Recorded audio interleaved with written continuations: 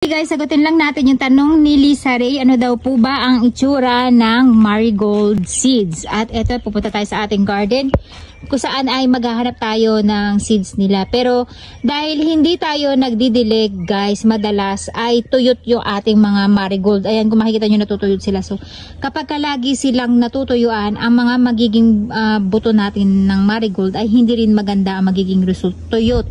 So ito yung sample, guys, ng tuyot na buto ng marigold. Yang bulaklak nila na yan, kapag natuyot yan, guys, ay magiging ganito. Nakita nyo yung marigold ko, tumumba na. Kasi kakapirasong lupa lang yan, nakasingit lang siya talaga doon. So ganito ang itsura niya kapag karon siya ng buto. Ayan, nakikita nyo yan, pahabang itim. Ganyan ang kanyang itsura. Ayan. Ito po ang kanyang mga buto.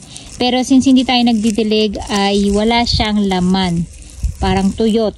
Kumbaga natuyot sila kaagad. Ayan. Yan yung pinakabuto nila. Ganyan ang itsura. Kapag magandang klaseng buto, guys, ay bata-ba. Pag hinawakan nyo siya, matigas. Ibig sabihin ay may laman. Pero ito po ay hindi nagkalaman o hindi siya na-pollinate. Dalawa lang ibig sabihin yan is either hindi siya na-pollinate ay kulang tayo sa tubig. Ito wala ring laman, guys.